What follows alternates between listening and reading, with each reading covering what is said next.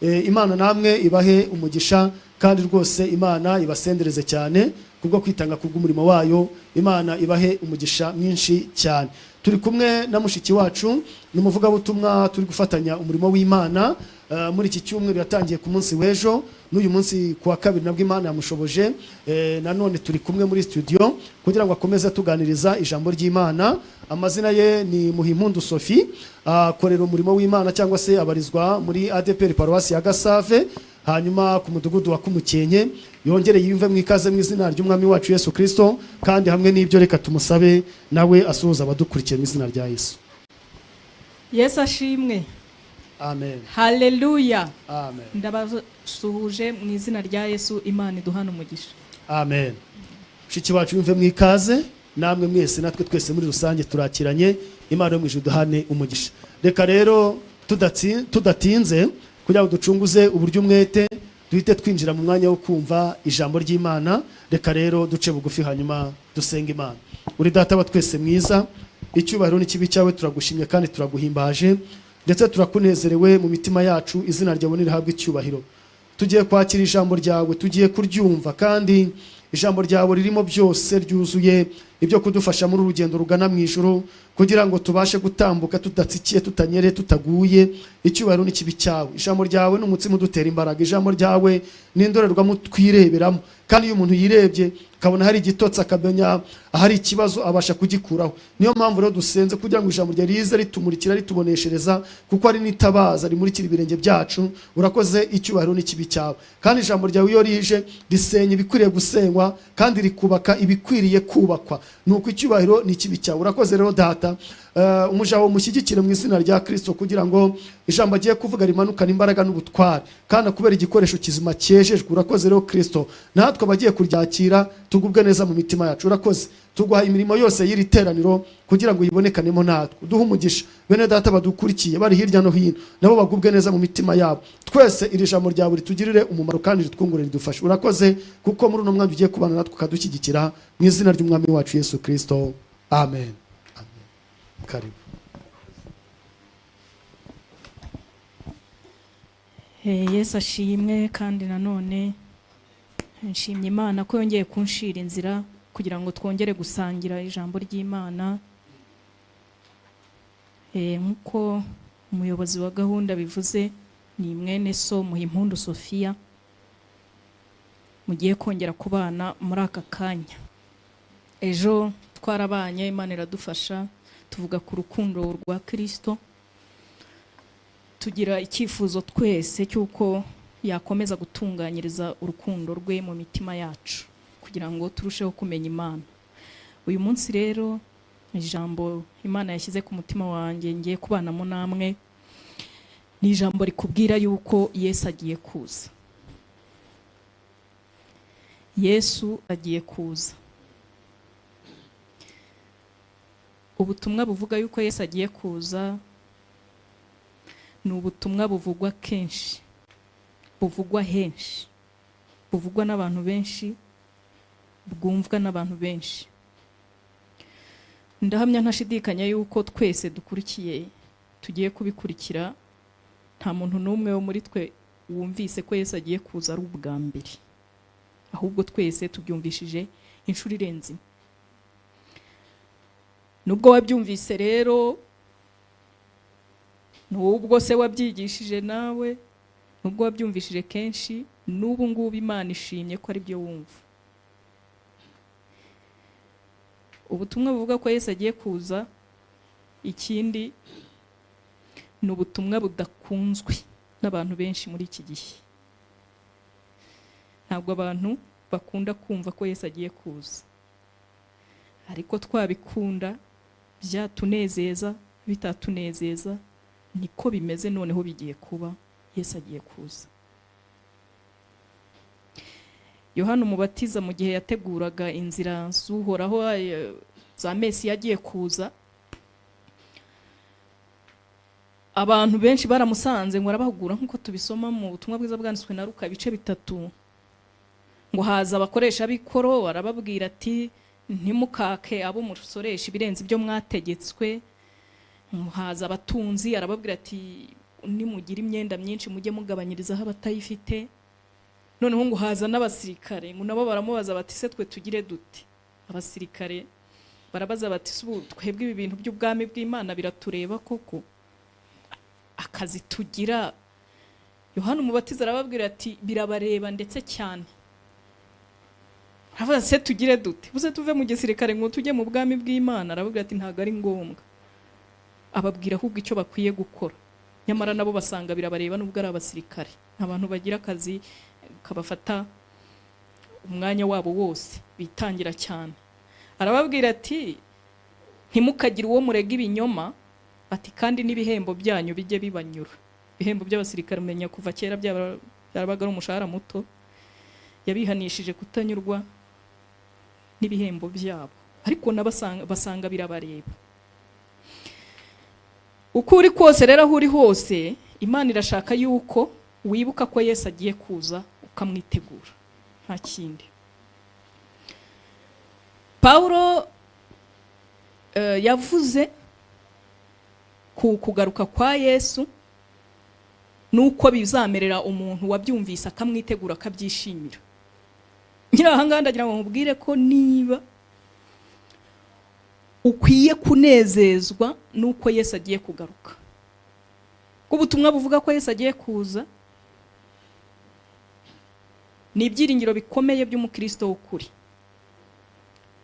Kuvuga ko impanda y'itorero, kuva mu isi ku itorero rikajya kuruhuka imiruho n'imihati, kugaruka k'umwami Yesu akatwara itorero, nibyo byiringiro bikomeye by'umukristo w'ukuri. Niba ujya wumva yuko Yesu agiye kuza ukumva ntago bikunejeje, kumva ni ibintu bitakureba, kumva ni ibintu ukwiye kwirenza, kumva ni ibintu udashaka bitagushishikaje, ukumva ndetse rwose ubwo ari byo bagiye kuvuga, ukumva wajya gusubukura imirimo wari wasubitse, ndagira ngo mubwire yuko utari umugenzi w'ukuri ujya mu ijuru, ubwo utanezezwa nuko Yesu agiye kuza. Paulo yabivuze muri aya magambo, aravuga ati narinzi ibyo kwizera. Abwira Timoteyo ati ibisigaye meze nk'ibisukwa ku gicaniro. Ati narinzi ibyo kwizera, ati ibisigaye mbikiwe ikamba ry'ubugingo, iry'umwami wacu, umucunguzi wanjye, umucamanza utabera, azampa kuri urya munsi.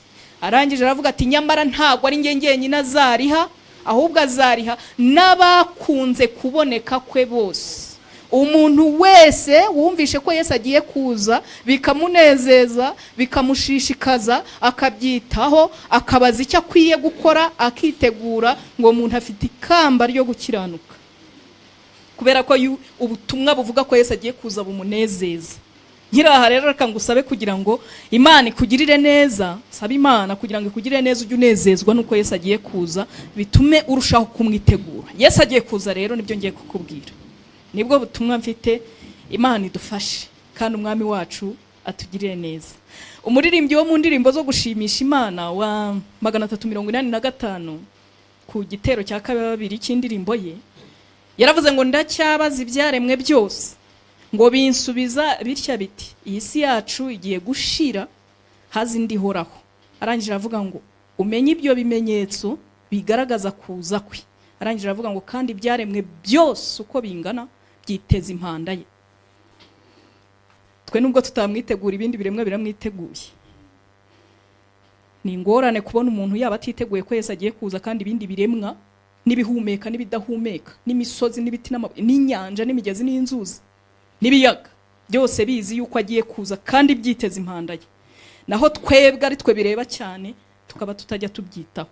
Ariko Imana idufashe kugira ngo tumenye ko Yesu agiye kuza kandi tumwitegure. Isi yacu igiye gushira hazi ndihoraho. Ukwiye kumenya ibimenyetso byose rero bigaragaza kuza k'umwami Yesu, byose ukabimenya. Muri aka kanya tugiye kubana turareba kimwe mu bimenyetso bigaragaza ko Yesu agiye kuza, tukivugeho ubundi dusenga Imana. Tuzakomeza kubana n'ejo n'ubundi muri iki cyigisho cy'uko Yesu agiye kuza. Reka turebe ikimenyetso cyo kugaruka kwa Yesu kiboneka mu gitabo cy'Itangiriro. Itangiriro igice ni icya 21.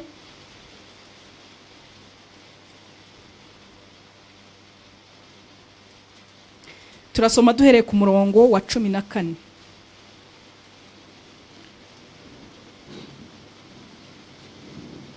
Ntacyo, reka duhere ku murongo wa 14 dusome.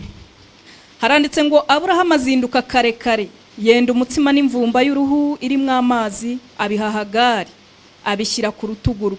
Amuha n'uwo muhungu, aramusenda, avayo, azerera mu butayu bw'i Berisheba. Yamvumbishiramo amazi, arambika umwana munsi y'igihuru cyaho. Aragenda yicara amwerekeye, amuhaye intera nk'aho umuntu yarasa umwambi. Kuko yibwiraga ati ne kureba umwana wanjye apfa. Yicara amwerekeye, atera hejuru ararira. Imana yumva ijwi ry'uwo muhungu, marayika w'Imana ari mu ijuru ahamagara Hagari, aramubaza ati, ubaye ute Hagari? Witinya, kuko Imana yumviye ijwi ry'uwo muhungu aho ari. Haguruka, byutsa umuhungu mufate mu maboko, kuko nzamuhindura ubwoko bukomeye. Imana imuhumura amaso, abona iriba, aragenda avoma amazi yuzuye yamvumba, ayaramiza umuhungu we. Nuko Imana ibana n'uwo muhungu, arakura, atura mu butayu bumurashi, aba mu butayu bw'i Parani. Nyina musabira umunyegiputakazi. Urwandiko Pawulo yandikiye Abaroma, igice cya 11.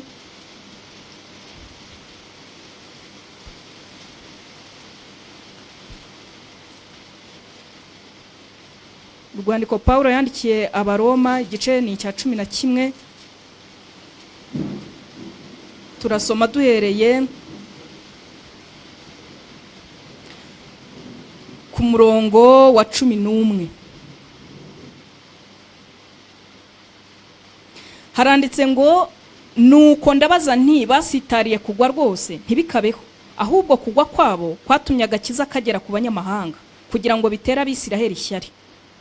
Ariko ubwo kugwa kwabo kwabereye abari mu isi ubutunzi, kandi gutuba kwabo kubera abanyamahanga ubutunzi, nkanswe kugwira kwabo. Imana idufashe, reka tubumbe Bibiliya zacu, hanyuma tubane maso dukurikira ijambo ry'Imana. Mwibutse ko icyo ngiye kukubwira ari uko Yesu agiye kuza. Hagari ushushanya igihugu cya Isiraheli nk'uko tubisoma mu rwandiko Pawulo yandikiye Abagalatiya, ibice 4 kuva ku murongo wa 21. Ni umugore wabyaye imfura ya Aburahamu. Ni umugore wabyaye umwana w'imfura mu rugo rwa Aburahamu. Nk'uko igihugu cya Isiraheli cyo ashushanya aricyo cyabyaye imfura z'Imana mu isi, Hagari nawe uyu mugore niwe wabyaye abana b'imfura b'Imana mu isi. Imana yabwiye Farawo mu gitabo cy'Itangiriro, avuga ati iramubwira iti umenye ko Isiraheli ari imfura yanjye, ati n'abana banjye b'imfura. Tubwo nkubitira imfura rero ukayikoresha uburetwa, iramubwira iti nanjye nzakubita imfura yawe, wumva ukuntu bimera, wumva ukuntu bumbabazi nkubitira umwana wanjye w'imfura. Abisiraheli rero n'abana b'imfura b'Imana mu isi, nibo yamenye mbere. Hagari rero ubuzima bw'uyu mugore wari inshoreke ya Aburahamu, ibyamubayeho byose mu buhamya bwe, Imana yabishyiriyeho gushushanya imibanire yayo n'igihugu cya Isiraheli. Imibanire y'Uwiteka Imana n'ubwoko bwayo bwa Isiraheli mu gihe cya kera, muri iki gihe ndetse no mu gihe kizaza, byose bishushanywa neza n'ubuzima bw'uyu mugore Hagari. Tubisoma mu rwandiko Pawulo yandikiye Abagalatiya, ibice 4 kuva ku murongo wa 21. Imana idufashe. Dusomye amagambo marayika yamubwiye amuzaniye ubutabazi bw'umwana we wari ugiye kwicwa n'inyota mu butayu. Agira ati, byutsa umuhungu umufate mu maboko. Yarabanje aramubaza ngo ubaye ute Hagari? Aramubwira ati, byutsa uwo muhungu umufate mu maboko, hanyuma muhumura amaso, abona amazi nka kuriya dusomye. Kubera yuko kuba umuja wo kwa Aburahamu byamuteye ibigeragezo, tuzi dusoma hariya mu gitabo cy'Itangiriro. Hagari yibereye aho ngaho ngo ari umuja wo mu rugo kwa Aburahamu. Ariko nk'uko nakubwiye, ubuhamya bw'Imana yabushyiriyeho gushushanya igihugu cya Isiraheli uko kizamera. Aburahamu urugo rwe rwari urugo rukomeye rw'umutunzi, rw'umukire ndetse rw'umuherwe, rwari rurimo abakozi benshi bagera muri za magana, ariko rukabamo n'ikigeragezo kimaze igihe kirimbanyije cyo kutagira umwana. Nta mwana yari yarabyaye we na Sara. Mu gihe kimwe abisabwe na Sara umugore we, baravuga ati ko dushaje tutitaye ku by'Imana yavuze, reka dushake umuntu tuzaraga ibyacu tumaze gusaza. Ati ntabwo tuzabiraga Eliyezari umukozi w'umugaragu, umudamasiko. Imana idufashe. Ngo bisabwe n'umugore we rero, ngo bareba mu baja benshi barengaga za magana, ngo babona uyu nguyu witwa Hagari ari ukwiye kubafasha muri ibyo ngibyo. Mu gitabo cy'umuhanuzi Yeremiya, Imana yayigeze kubwira igihugu cya Isiraheli, irakibwira iti umenye ko utarutaga andi mahanga, nagutoranyije mu mahanga menshi, ndetse ukomokaho Yakobo Isiraheli ntago yari mukuru kuri mukuru we Esawu, atari kumbari we ntoranya. Uku ni nako Hagari nawe yatoranyijwe mu baja benshi bari buzuye urugo rwa shebuja, agirirwa icyizere, ahabwa icyo nakwita promosiyo. Iriya ni promosiyo, niko bimeze. Yari asanzwe akora akazi ko mu rugo, agiye kumva yumva baramuhamagaye shebuja na nyirabuja, baramubwira bati mva rero, koza ibyombo no kufura imyenda no gukoropa ubu biretse, twaguhinduriye akazi, twakuzamuye mu ntera, twaguhaye indi poste y'akazi mu rugo. Akazi twaguhaye rero no kuryamana na shobuja, gusama inda ye no kuzabyara umwana tuzaraga ibyacu. None iyo si promosiyo, ariko ni akazi.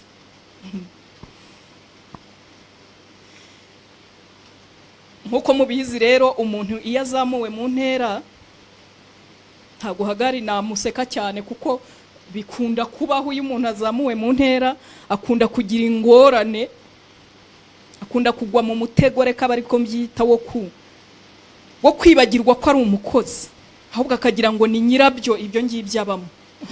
Muzi ko biba, murabizi. Ibi rero Hagari nawe byamubayeho.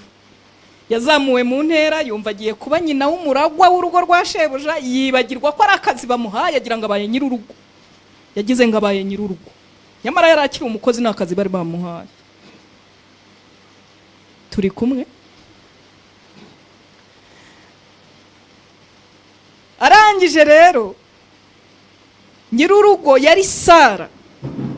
Nkuko Pawulo yabyandikiye Abagalatiya, Sara muri uwo mugani ashushanya ijuru, ashushanya Yerusalemu yo mu ijuru, ngo naho Hagari ashushanya Yerusalemu yo mu isi. Arangije rero Hagari agira ngo yabaye nyir'urugo, hanyuma nyir'urugo Sara yatanga amategeko, nawe agatanga amabwiriza. Atangira kubwira abakozi bagenzi bati mureke mumenye ko umuragwa databuja azaraga ibye ari njye umutwite, tundi nyina w'umuragwa muri uru rugo, mubimenye munyitondeho. Yari yazamuwe mu ntera nyine, agwa muri uwo mutego w'ubwibone rero, bimwibagiza ko ari umukozi. Igihe kimwe rero mu gice cya 20, mu gice cya 20 cy'Itangiriro, ngo Sara abwira Aburahamu ati njyewe n'umuja wawe udukize. Aburahamu aravuga ati ari imbere yawe umugira uko ashaka. Ngo arangije amutumaho, ngo ari mu gitondo, yumva baramuhamagaye, agira ngo bagiye kumubaza wenda uko umwana ameze mu nda. Ngo agiye kumva yumva baramubwiye batuze uzane n'igikapu cyawe twakwirukanye. Hariya dusomye ni ubwa kabiri bari bamwirukanye, ubwa mbere bamwirukanye atwite. Fata ibyawe ugende. Ni igitangaza. Avuga ati se aba bantu baribuka yuko ntwita umwana wabo bategereje imyaka n'imyaka. Barabyibukaga. Birashoboka ko yababaje ati none se inda yanyu, avuga ati nawe wijyane, ntago tukikeneye, uzarebe icyo bimaze.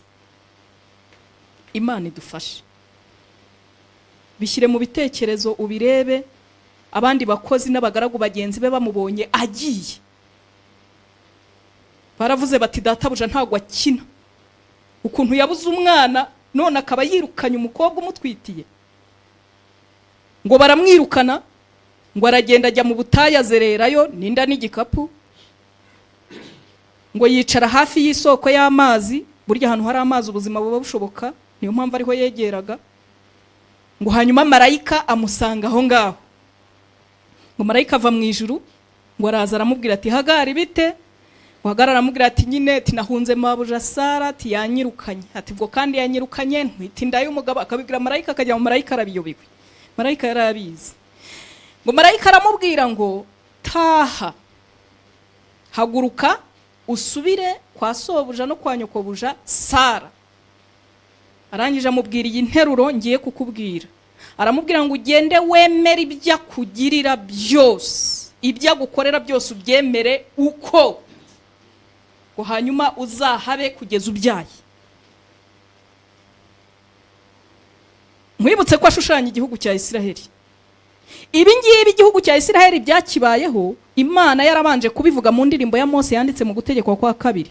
Iravuga iti Mose namara gupfa bazanyibagirwa, bazaramya ibigirwamana, icyo nzabakorera nzabatatanyiriza mu mahanga, nzabirukana mu gihugu nabahaye.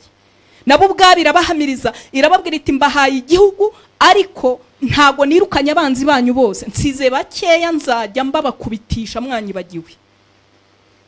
Koko mu gihe cy'umuhanuzi Yeremiya ntago byatinze, Abisiraheli Imana yari ibambuye igihugu irabirukana nk'uko nguko kwa Hagari. Ngo baragenda bajya i Babuloni, Nebukadinezari arabajyana. Mu gihe cy'umuhanuzi Ezra, Nehemiya nibwo Imana yabagaruye irababwira iti ikintu kizababesha mu gihugu nuko muzumvira mukitondera amategeko yanjye. Haleluya. Ibi nibyo Hagari yabwiwe. Yaravuze ati taha wemere ibyo nyokobuja kugirira byose ubone kuba mu rugo. N'Abisiraheli barabwirwa bati mugaruke mu gihugu ariko ikintu dupfana nuko munyumvira, nimutanyumvira nzajya mbirukana. Ntitaye ko muri ubwoko namenye mbere mwisi. Kwa Aburahamu bamwirukanye batitaye ku mwana twite bategereje igihe kinini, baramwirukana. Dusoma mu rwandiko rwa mbere rwanditswe na Petero igice cya mbere ku murongo wa 17 umva uko havuga ngo nuko ubwo uwo mwambaza mumwita so, mujye mumwambaza mumwite so, mumwitetesheho, mumwite papa, ariko ngo ntimukibagirwe ko ari so akaba n'umucamanza kandi uca imanza zitabera. Ko mwibuka ko Imana ari so mukibagirwa ko ari umucamanza. Ubwo uwo mwambaza mumwita so arucira imanza abantu bose kandi ntarobanure ku butoni, ngo mumare iminsi y'ubusuhuke bwanyu mutinya muhinda imishyitsi, ngo kuko ibyo mwacungujwe ngo muve mu migenzereze y'abasokuruza atari ibyangirika nk'ifeza cyangwa izahabu, ngo ahubwo mwacungujwe amaraso y'igiciro cyinshi nk'ay'umwana w'intama utagira inenge cyangwa ibara, ariyo ya Kristo. Yesu ashimwe. Petero abwira abera arababwira ngo kuba muri abana b'Imana ntago ari uko yababyaye nk'uko umuntu abyara, mwabigizwe n'amaraso ya Kristo. Ni isano mufitanye n'Imana rituruka ku maraso y'umwana wayo utagira inenge cyangwa ibara. Bishatse kuvuga ngo iyo sano ishobora kurangira igihe icyari cyo cyose wakerensa ayo maraso, igomba guhita irangira. Imana idufashe kandi umwami wacu atugire neza cyane. Arababwira ati ibyo mujye mubyibuka mu bitekereze, hanyuma mumare iminsi y'ubusuhuke bwanyu mutinya Imana. Imana idufashe kandi umwami wacu atugire neza cyane. Aragaruka Hagari rero, araza kwa Aburahamu bagiye kwa babona aratungutse, araje. Hagari bite? Nagarutse. Wibagiwe iki? Je gusaba imbabazi ntago nzongera gusuzugura. Baramubabarira. Asubira mu rugo, kandi uyu mugore rwose abintwara aratwarana, yarinze abyara. Haleluya. Atongeye gusuzugura. Kubera ko yari amaze kubona ko uyu kuba twita inda ya shebuja nta reka nkubwire nibyo Imana iragukeneye, ikeneye ubugingo bwawe. Nibyo impano z'Imana ufite ukoresha mu nzu yawe irazikeneye pe. Ariko ntabwo ibyo bivuze ko wayisuzugura, ni ukuri. Iraguhana pe neza. Nta kindi yitayeho. Kandi burya iyo uhanwa umaze kuzamurwa mu ntera biramenyekana cyane. Nicyo kintu nabonye. Hagari mu gihe yari akikorera akazi gasanzwe atarazamurwa mu ntera, nta ibyo yakoze, amakosa yaguyemo ntaho yanditswe. Amatasi yamenye, ibiryo yashiririje, ntacyo ntabwo bigeze babyandika ngo babyiteho. Ariko amaze kuzamurwa mu ntera, none dore ikosa akoze, na n'ubu turacyarisoma ngo twige natwe kubaha Imana. Imana idufashe kandi umwami wacu atugirire neza cyane. Reka nkubwire, ntugacumure uri mu nzu y'Imana, ntugakora ibyaha wihandagaje by'ibyitumano uri mu nzu y'Imana. Izaguhana, nutihana izaguhana rwose. Imana idufashe kandi umwami wacu atugirire neza cyane. Ngo Hagari aragaruka rero, arabyara, abyara umuhungu bamwita Ishimayeli. Ishimayeli arakura. Hanyuma mu gihe yari agize imyaka nka 12, ari nk'umuhungu urangije primaire, Sara nta mwana we yagiraga, ngo yari ingumba ndetse ageze mu zabukuru. Ariko turasoma mu rwandiko Pawulo yandikiye Abagalatiya ibice 4 kuva ku murongo wa 21, ngo icyatumye Sara atinda kubyara, haleluya, ngo kwari ukugira ngo ubushobozi bwe bw'umubiri bwo kubyara bugirwa n'umubiri w'umugore bushire, burangire, haleluya, ngo maze Imana ireme mu bwayo bushobozi butari ubw'umubiri, hanyuma ngo abyara umwana kubwo kwizera no kubw'isezerano, atari nk'uko iby'umubiri bigenda. Haleluya. Ishimayeli we yari yaravutse nk'uko iby'umubiri bigenda, niko Bibiliya ivuga. Ngo ariko Sara we Imana ishima kumuha umwana utavuye mu bushobozi bw'umubiri we, ahubwo uvuye mu kwizera no kubw'isezerano. Mu gihe hari hashize imyaka 12 rero, Sara asaminda, arabyara, abyara umwana w'umuhungu kubwo kwizera no kubw'isezerano, ntabwo ari kubw'umubiri. Wa mwana bategereje rero aravuka koko. Aburahamu nk'umuntu w'umuherwe, w'umukire, w'umutunzi, wari ubyaye umwana kubwo kwizera no kubw'isezerano, iwe mu rugo hahoraga ibirori by'uwo mwana. Reka nkubwire, hahoraga ibirori by'uwo mwana. Intambwe yose yo gukura yageragaho bayikoreraga umunsi mukuru. Yavutse bakora umunsi mukuru, yabyuka yabona yasetse akakora umunsi mukuru, yahaguruka yamenya kugenda agakora umunsi mukuru. Reka nkubwire, uwo mwana ni Isaka. Bibiliya ikavuga ngo Isaka ni abantu bavutse kubwo kwizera Kristo. Ni batwebwe rero, ni itorero, twebwe ab'Imana yabyaye kubwo kwizera Kristo, ni twebwe Isaka yashushanyaga, kuko ntabwo twe twabyawe n'imbaraga z'umubiri nk'uko Bibiliya ivuga. Burya rero iyo twateye intambwe yari yo yose mu mwuka mu ijuru bakora umunsi mukuru. Yumaze igihe ukarwana n'icyaha, ukagerageza ukakinesha, mu ijuru ngo haba umunsi mukuru. Umunsi bakubwiriza nubwo wihanyurira ugapfukama ku musambi cyangwa hasurira, ariko burya mu ijuru ho n'ubundi umwana uvutse ararira, sibyo? Mu ijuru ho bakoze umunsi mukuru, bavuga ati umwana aravutse, umunsi mukuru. Haleluya. Ngo igihe kimwe rero, ngo uyu mwana aracuka, bamuha ibere, ngo babona ntago yonse, aracuka. Sara abwira Aburahamu ati wa mwana yacutse, muhaye ibere yanga ko. Aburahamu ati yacutse umwana, noneho ngo yandike invitation, watumira abantu benshi cyane, ngo abatekeshereze ibyo kurya byinshi n'ibyo kunywa. Haleluya. Yo arangije ngo maze afata ijambo, ngo aravuga ati uyu munsi twabatumiye namwe mwakoze kuza. Ati ndagira ngo mbabwire icyatumye mbatumira. Ati nuko umwana twabyaye kubwo kwizera no kubw'isezerano uyu munsi yacutse, n'ibyo twababwira. Bamuha amashyi ku mwana yaretse ibere umunsi mukuru. Ariko reka nkubwire, uramutse ukuze mu by'umwuka uzi ukuntu binezeza Imana, ukareka kuba umwana uramizwa amata. Uzi ko no mu ijuru nabyo babikorera umunsi mukuru, kavuga bati muriya mukristo yakuze, ntagakirizwa n'ubusa, ntagakigushwa n'ubusa, ntagakigushwa n'abaramvuze, yakuze n'ukuri.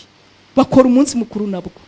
Ibyo byose bishushanya agaciro mu ijuru baduha, mu ijuru baha umukristo. Nubwo twibera inaha mu isi mu mibabaro ingana gutya, ariko mu ijuru bahora mu minsi mikuru yacu, kandi iyo minsi mikuru izaherukwa n'umunsi mukuru noneho. Haleluya. Imana idufashe kandi umwami wacu atugirire neza cyane. Ngo mu munsi mukuru wo gucuka kwe rero, ngo mukuru we ngo yari afite imyaka nka 12. Mu gihe abandi bari mu minsi mikuru, ngo we yiherera ahantu arabanegura. Niba yaraneguraga abashyitsi, niba yaraneguraga ibiryo batetse, niba yaraneguraga imyenda baguriye umwana, gusa ngo yarabaneguye, niko Bibiliya ivuga. Ngo maze kubanegura rero, ngo Sara aramwumva. Agira ate? Aramwumva. Ijuru rirabyumva. Sara ashushanya ijuru. Ngo arangije aragenda abwira Aburahamu, atuzi ko numvise umuhungu wabyaranye na Nshoreke anegurira umwana.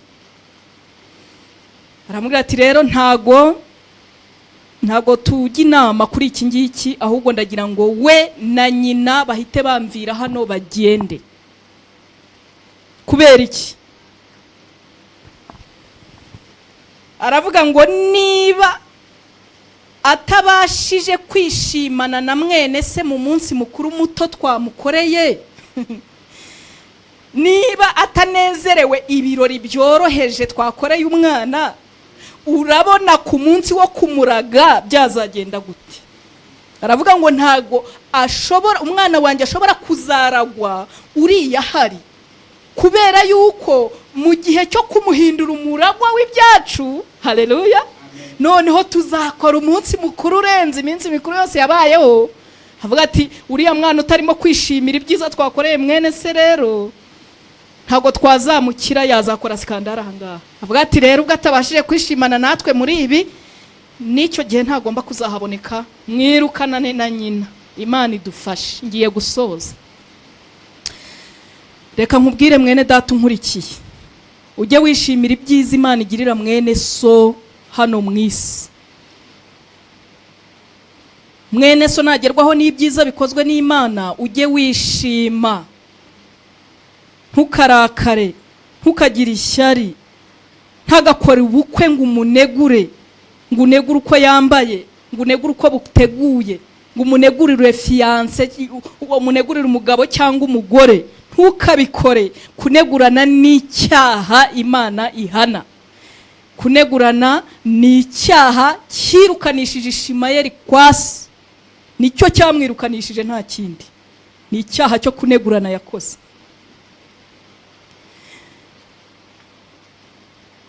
Icyaha cyo kunegurana Yesu yakivuzeho mu butumwa bwiza bwanditswe na Matayo ibice 5 kuva ku murongo wa 21.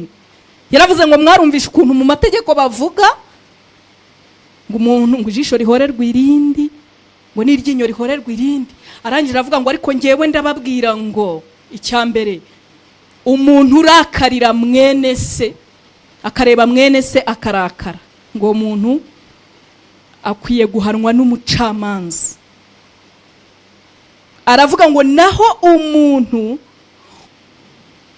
wita mwene se umupfu, noneho uramurakariye, birenze kurakara umwisa umupfu, uramuneguye. Umupfu ntago ari igitutsi, ahubwo nukunegura umuntu, nuguhinyura ukwari cyangwa ibyo yakoze.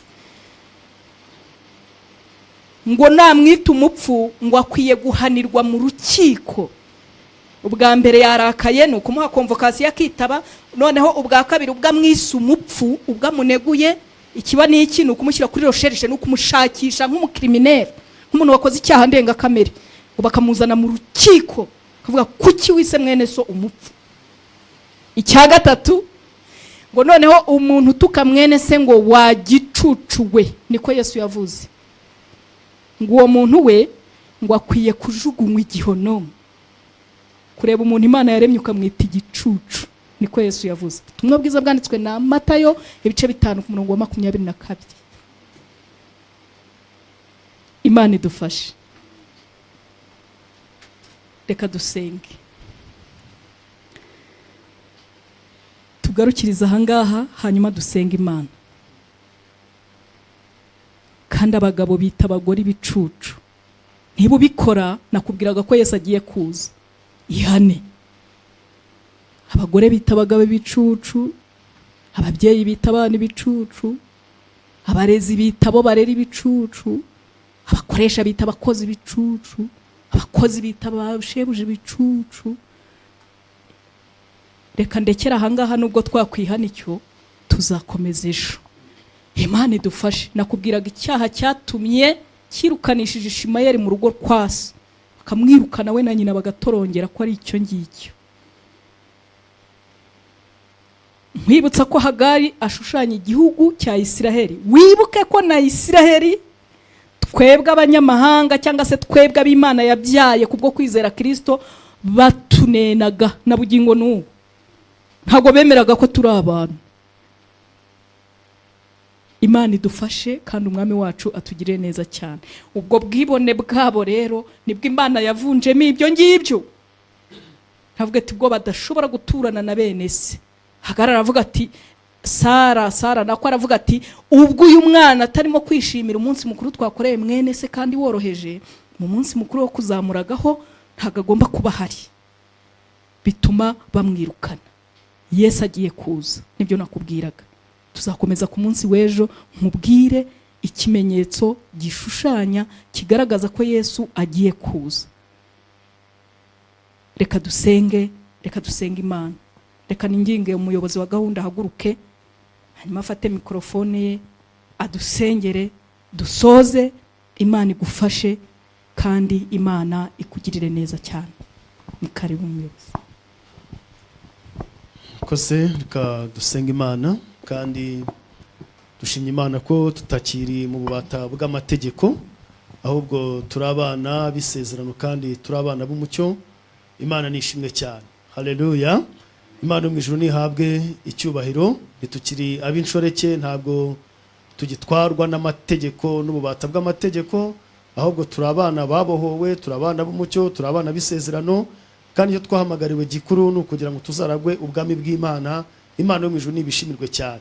Kandi koko Petero niko yavuze yandika, avuga kera ntitwari ubwoko ariko turi ubwoko, kera twari tutakarababarirwa ariko ubu twarababariwe, turabatambye b'ubwami, turi ishyanga ryera, turi abantu Imana yaronse kugira ngo twamamaze ishimwe ryaduhamagaye ikatuvana mu mwijima ikadushyira mu mucyo wayo bitangaza. Imana ishimwe ko turabaragwa b'ubugingo, turabaragwa b'ubugingo, twahamagariwe ubugingo, ntitukiraba inshoreke, ntitugitwarwa n'amategeko. Mu mategeko ntacyo kutubatura, mu mategeko nta bugingo buriyo, ariko ubuntu buzanira abantu bose agakiza bwarabonetse ubwo Kristo umwana w'Imana yerekanwaga. Imana yo mu ijuru nishimwe cyane. Nahanjye nawe ho gufata Kristo no kumukomeraho. Imana yo mu ijuru nihabwe icyubahiro. Imana dukunze urukundo rukomeye cyane abari mu isi, ruyitera gutanga umwana wayo w'ikinege kugira ngo aze mu isi aducungure. Imana nishimwe cyane, tubonera ubugingo muri we. Imana data ba twese nihabwe icyubahiro. Reka ro dusenga Imana, ukomeze ubitekerezeho. Mu mategeko nta kiza twabonyeyo, ariko ubuntu bw'Imana bubonekera muri Kristo bwarabonetse, buhesha uwizera wese agakiza. Reka tubukomereho, reka tubunambeho, turabaragwa b'ubugingo. Imana mu ijuru nishimwe cyane. Reka dusenga Imana aho uri aho ndi, twese dukomeze dusenga Imana kandi tuzirikana gutorwa kwacu no guhamagarwa kwacu. Ntitube abasubiye inyuma, ntitube abasubiye mu buretwa bw'amategeko no gutwarwa nayo n'ibindi byose, ariko tuzirikana ubuntu bw'Imana kandi n'Umwuka Wera arahari kugira ngo dukomeze adufashe. Reka dusenga Imana. Mana yacu iri mu ijuru, Mana yacu nziza kandi Mana itunganye, turagushimye mu izina rya Kristo Yesu. Tugushimiye ko wohereje Kristo mu isi kugira ngo aducungure, kandi mu gihe gikwiriye tumaze kwakira ubwo buntu kandi amaze gusohoza umurimo we, yarazamutse asubira kwa data wa twese, ariko adusigira isezerano rivuga ngo azagaruka atujyane, icyubahiro n'ikibi cyawe, kandi ngo agiye kudutegurira. Mu rugo rwa data hariyo amazu menshi, ngo yaba atarahari yari gusiga bitubwiye, ariko ngo arahari. Icyubahiro n'ikibi cyawe ko azagaruka kutujyana, kandi hamwe n'ibyo yadusigiye umwuka wera kugira ngo adufashe nk'itorero tubashe kurwana intambara nziza. Niyo mpamvu rero dusenze kandi turagushimye Mana. Twari abo kurimbuka, twari abanyamahanga duciwe, ariko turagushimye mu izina rya Kristo. Ubwo ibitambo n'abatambyi bo mu isi byari bimaze kunanirwa n'amategeko, ariko turagushimye Mana. Ntabwo twacungujwe n'amafizi, ntabwo twacungujwe n'amasekurume n'amaraso y'ibitungwa byose yagiye ava, ahubwo twacungujwe amaraso ya Kristo, umwana w'intama w'Imana wabonetse utagira inenge. Cyubahiro n'ikibi cyawe. Niyo mpamvu rero ijambo rya ritubwira ngo tuzirikane uko gucungurwa, nuko gutoranywa, nuko guhamagarwa. Icyubahiro n'ikibi cyawe twe kuba bikerenza rwose. Izina ryawe rero nirishimwe Mana. Turagushimye udushobose, uduha imbaraga zirwana intambara nziza, kugaruka ko uzagaruka ibimenyetso turabibona mu izina rya Yesu nk'uko ibyanditswe byera bibitubwira. Niyo mpamvu dusabye imbaraga zo kunesha no gukomera kuri aka gakiza twahawe. Urakoze. Ubwo Yuda yandikiraga itorero yavuze ngo bakundwa, ubwo nagiraga umwete wo kubandikira, mu izina rya Yesu niyumvise ko mpaswe no kubahugura kugira ngo mushishikare kurwanira ibyo kwizera, abera bahawe rimwe kuzageza iteka ryose. Nahaco kugundira aka gakiza. Icyubahiro n'ikibi cyawe, kandi izina ryawe nirihabwa icyubahiro. Wari umaze gusura inyuma no gucogora, umugirire neza, kandi nanone wari ukiri mu buretwa bwa Satani nawe umukureyo. Itorero ryawe rikomeze kandi uryambike imbaraga. Icyubahiro n'ikibi cyawe Mana. Turagushimye kuko ubasha gukora ibirenze ibyo twe dutekereza, kandi umwuka w'Imana akora umurimo ukomeye wo kudusengera ndetse no gukomeza kutwigisha mu mitima no kutuyobora no kudufasha kandi no kwemeza abantu iby'ibyaha byabo. Urakoze. Mwuka wera tweze aturengera twiteho, kandi umugisha w'Imana ubane natwe mu izina rya Kristo Yesu. Amen. Imana ishimwe cyane. Nagira ngo dufate undi mwanya wo kugira ngo